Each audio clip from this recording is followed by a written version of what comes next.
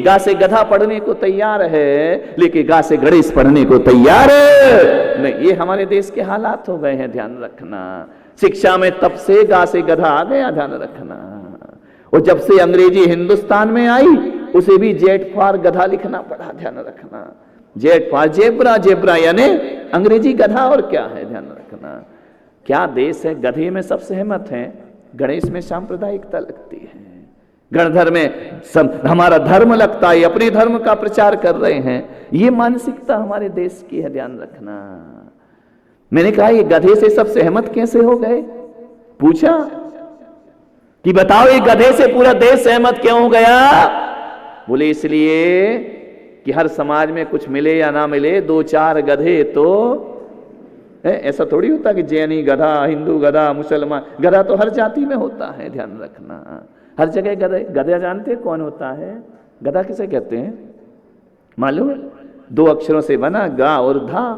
गा माने गलत, धा माने धारणा। जिसकी गलत धारणा होती है वो दुनिया में गधा हुआ करता है, ध्यान रखना। गधा वो नहीं होता जो मिट्टी ढोता है, गधा वो नहीं होता जो बर्तन ईंट ढोता है, गधा वो होता है जो गलत धारणा में जीता है। आपकी देश के प्रति गलत धारणा है तो आप भी गधे हैं, आपके धर्म के प्रति गलत धारणा है तो आप भी गधे हैं, आपकी गुरु के प्रति गलत धारणा है तो आप भी गधे हैं। लेकिन गधा तो इतनी गलत गधे की 108 गलत धारणाएं हैं। पूरी गिनाऊं क्या? 108। जब वो धूल में लौटता है ना नहाने के बाद, तो अपने आप को अमिताभ बच्चन का बाप समझता है, ध्यान रखना। ये पहली गलत धारणा है गधे की, ध्यान रखना। जब वो पंचम स्वर में रेंकता है ढेंचू ढेंचू, तो अपने आप को लता मंगेशकर की औलाद समझता है, ध्यान रखना। विचार करिए, ये गलत गधे की दूसरी गलत धारणा है।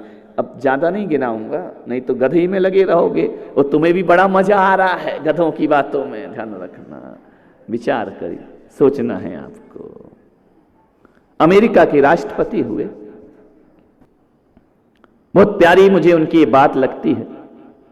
उन्होंने स्कूल में एक खत लिखा शिक्षक के नाम। उन्होंने कहा कि मेरा बच्चा आपके स्कूल में पढ़ने आ रहा है, आदरणीय शिक्षक महोदय, मेरे बच्चे को ये समझ के मत पढ़ाना कि आप किसी राष्ट्रपति के बच्चे को पढ़ा रहे हैं। आप ये समझ के पढ़ाना कि आप किसी देश के नागरिक को पढ़ा रहे हैं। पहला उनका सेंटेंस था। उन्होंने कहा कि अध्यापक महोदय से मेरा निवेदन है कि मेरे बच्चे को केवल अक्षर का ज्ञान मत देना, मेरे बच्चे को अनुभव का ज्ञान भी प्रदान करना। मेरे बच्चे को केवल मार्कशीट में अच्छे नंबर लाना मत सिखाना, मेरे बच्चे को जिंदगी में भी अच्छे नंबर लाना सिखाना। और मेरे बच्चे को ये सिखाना कि बेटा ये दुनिया सांप सीढ़ी का खेल है, यहाँ चढ़ाने वाले भी सीढ़ी की तरह मिलते हैं और डसने वाले भी सांप की तरह मिला करते हैं।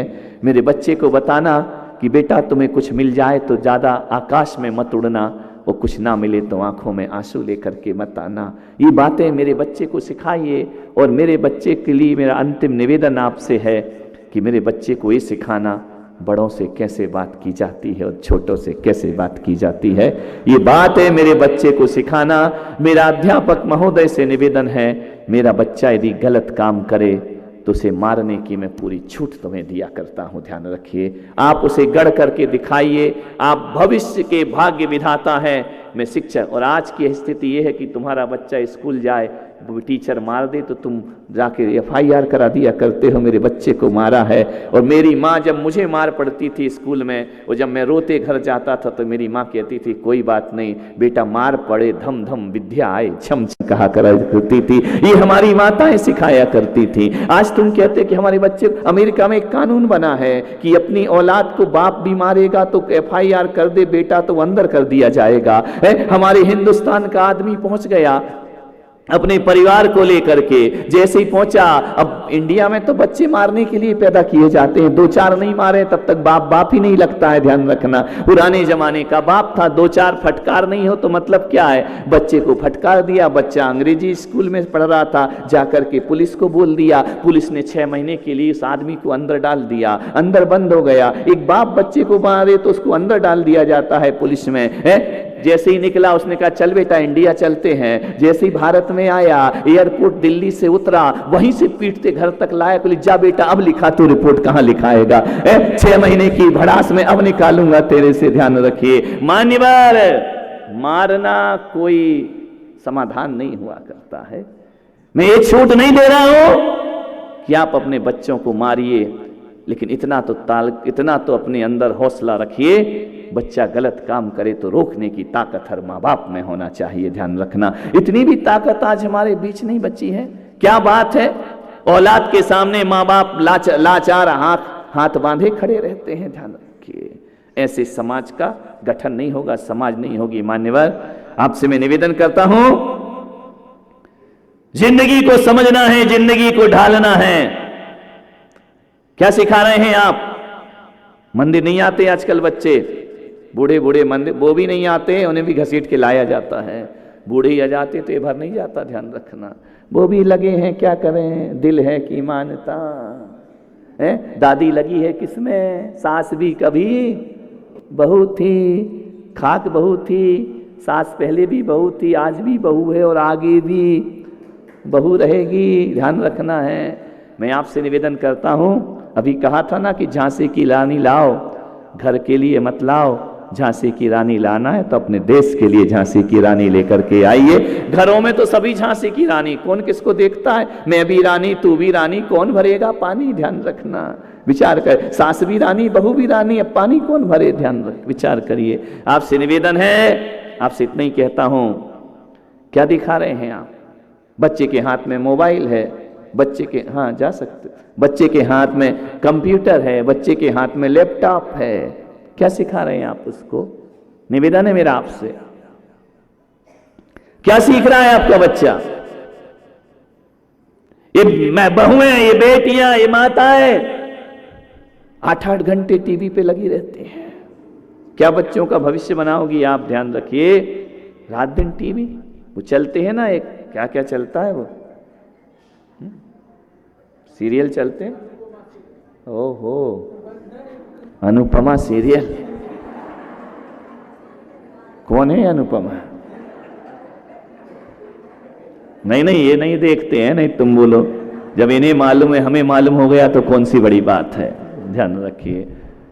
अनुपमा तो ये आज के जमाने की हुई, मुझे नहीं मालूम है, लेकिन मैं इतना जरूर जानता हूं कि करगिल में इतने हजारों शहीद हुए, किसी की आंख में आंसू नहीं आए।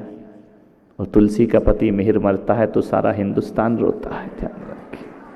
नाटक नौटंकी में तुम आंसू बहाते हो, ध्यान रखना। सीरियल में आंसू बहाते हो, शहीदों की चिता के लिए 2 आंसू नहीं होते हैं तुम्हारे अंदर। विचार करिए आप, एक एक सीरियल आते हैं, 36 एपिसोड, आजकल तो ज़्यादा हो गए हैं, बनते ही जाते हैं। हमारे समय थे जब चलते थे, हमारे समय ऐसे फूहड़ वाले सीरियल नहीं आया करते थे। हमारे समय तो जब हम लोग घर में थे, प्रकाश, वही नुक्कड़े जो है जिंदगी, बुनियाद, यही आया करते थे ना। रामायण ये आया करती थी, महाभारत ये आया करते थे, ये जो है जिंदगी ये आया करता था। आजकल तो कहानी घर घर की, सास भी कभी बहू थी, ध्यान रखना। आगे के आज वाले लेटेस्ट मुझे नहीं मालूम है, ध्यान रखना। लेकिन आपसे एक निवेदन करता हूं, क्या 6-6 घंटे 8-8 घंटे सीरियल देखते हो? क्या होता है उन 36 एपिसोड में? अंतिम का एपिसोड अच्छा होता होगा, बाकी 35 एपिसोड तो बकवास के सिवा कुछ नहीं हुआ करते हैं। एक प्रेमिका द्वारा किसी का बसा बसाया घर उजाड़ा जाना, ये एपिसोड की शिक्षाएं हुआ करती हैं, ध्यान रखना। एक की जिंदगी में कितनी लड़कियां आती हैं, ये एपिसोड हुआ करता है।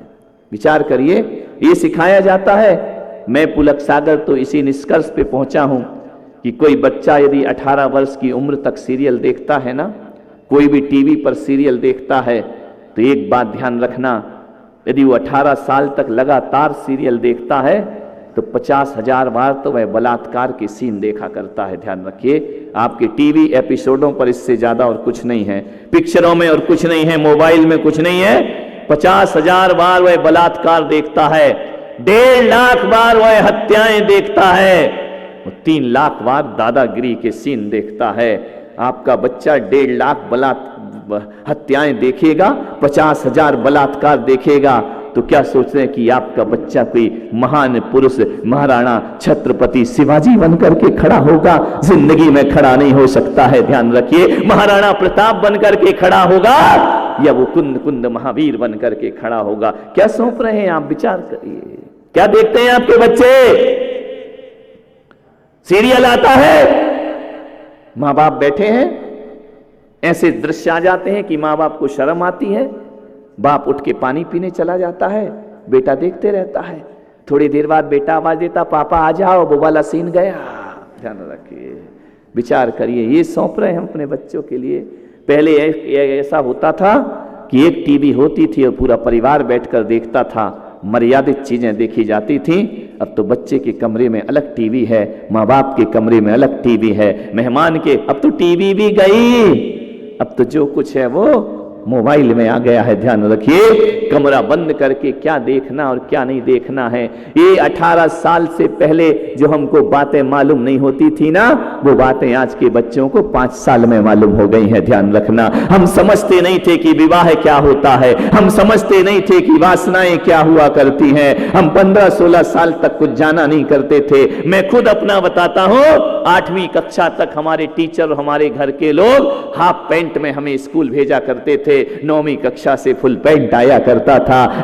जानते नहीं थे कि वासना क्या होती है, कामना क्या होती है। छोटा सा जीवन होकर भी पहले बाल विवाह होते थे, लेकिन वो बाल विवाह, बाल वधुएं विवाह का अर्थ नहीं समझा करती थी। वो ऐसे खेलती थी पतियों के साथ जैसे दोस्त के साथ खेला करती थी। और आज का बच्चा बचपन से जानता है कि वासना क्या होती है, कामना क्या हुआ करती है। आज इस तरह से क्षरण हो रहा हमारी संस्कृति का, जिस तरह से सभ्यताओं का हरण हो रहा है, और माँ बाप भी बड़े मजे लेते हैं। एक बच्चा है, मैंने उससे पूछा, बेटा कहां जा रहे हो? बोले स्कूल जा रहा हूं। मैंने कहा स्कूल क्यों जाते हो? मालूम है उसने क्या उत्तर दिया? गर्लफ्रेंड से मिलने जाता हूं। अब बोलो 5 साल का बच्चा, चड्डी पहनना नहीं आती है, वो गर्लफ्रेंड से मिलने जा रहा है। मैंने कहा गर्लफ्रेंड क्या होती है? बोले जिसे मैं प्यार करता हूं वो गर्लफ्रेंड हुआ करती है। अरे नालायक, नाक पोंछना आ नहीं रही है, तू प्यार की बातें कर रहा है। सोचिए ये कौन ने तैयार किया है? आप तैयार करते हो। पिक्चर में गाना आ रहा है, टीवी पर गाना आ रहा है, आप बच्चे से पूछते बेटा बताओ ये कौन है? उसने कहा सलमान खान। आप खुश हो जाते,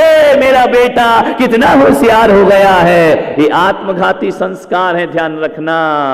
आपके बच्चों को 24 तीर्थंकर के नाम नहीं मालूम, आपके बच्चों को नमोकार नहीं आता है, आपके बच्चों को 6 ढाला बाल बोध नहीं आया करता है, लेकिन फिल्मी हीरो हीरोइन के नाम आपके घर में आया करते हैं। अरे सोचिए आप क्या बच्चों का भविष्य बनाएंगे। हमारी माताएं, हमारी दादियां वो होती थी जो एक लकड़ी की खाट पे लिटा करके छत पे लेट जाती थी, छाती पर पोते को बिठाकर सिखाती थी, अरे हंत पिताजी तेरे जिनवाणी माता। ये पाठ हमें पढ़ाए जाते थे, महापुरुषों की कहानियां बताई जाती थी, सतियों का चरित्र बताया जाता था। आज कौन बता रहा है? आज तो फिल्मी गाने चल रहे हैं। बच्चा थोड़ा सा नाच ले, कमर हिला ले, इतने खुश होते हो जैसे राष्ट्रपति पुरस्कार प्राप्त हो गया हो। विचार करना है आपको। ये शिक्षाएं हमारे घरों में। आज मां बाप पूछते हैं तेरी गर्लफ्रेंड कौन है? मां बाप पूछेंगे तो मर्यादाओं का क्या होगा? मेरे भाई ध्यान रखिए, आपसे मेरा निवेदन है बड़ी विनम्रता के साथ कि जीवन में बच्चों को संस्कारित करने का प्रयास करिए।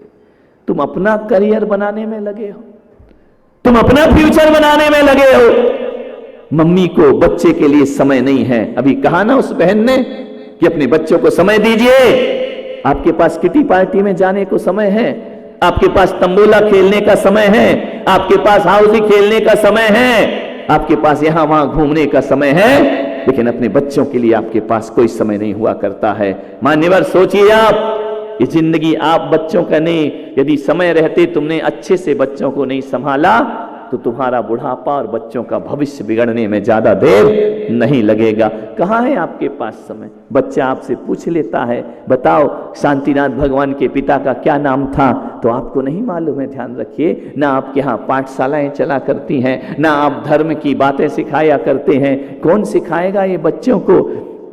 मालूम है महाराणा प्रताप का जब जन्म हुआ, उनके पिता ने बच्चे के नामकरण करना चाहा, तो मालूम है कैसे नामकरण होते थे?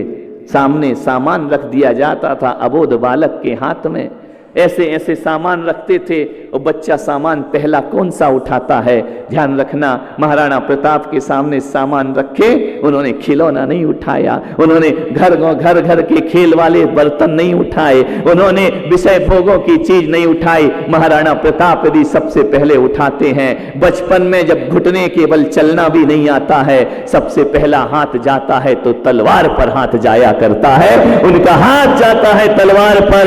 ध्यान रखना, उसी दिन उनकी माता ने कह दिया था, मेरा बेटा देश के लिए, वतन के लिए कुर्बान हो जाएगा, वतन की आन बान और शान पहचान बनेगा। आप क्या नामकरण करते हैं? कभी देखना, बच्चों का जब नाम रखो तो नामकरण संस्कार किया करो, वो देखा करो बच्चा किसे उठाने के लिए जाता है। बच्चा पहली बार जो सामान पकड़ता है ना, जिंदगी भर बच्चे की प्रवृत्ति वही हुआ करती है। महाराणा प्रताप ने तलवार हाथ में ले ली, पिता गदगद हो गए कि मेरे राज्य का कोई सच्चा वारिस इस धरती पर पैदा हो चुका है। ध्यान रखना, महाराजा उदय सिंह जी महाराज, विचार करिए, महाराणा प्रताप का जन्म हो जाता है उनके घर में। मान्यवर, आपसे निवेदन है, क्या शौर्य सिखा रहे हैं आप? क्या बता रहे हैं आप उनको? सारे दिन टीवी पर, मोबाइल पर छल फरेब और वासना के सिवा कुछ नहीं हुआ करता है। मान्यवर, हम लोग 10वीं पढ़े हैं तब साइकिल दी गई हमको, ध्यान रखना, वो भी पुरानी सेकेंड हैंड, उसमें भी कई बार गिरे छिले, तब साइकिल। 10वीं तक हमको पैदल ही स्कूल जाना रहता था, और मेरा स्कूल तो मेरे घर से 1.5 किलोमीटर दूर था। ध्यान रखना, उसने कभी मुझे साइकिल से स्कूल नहीं भेजा, उन्होंने कहा जा बेटा पैदल स्कूल जाया कर।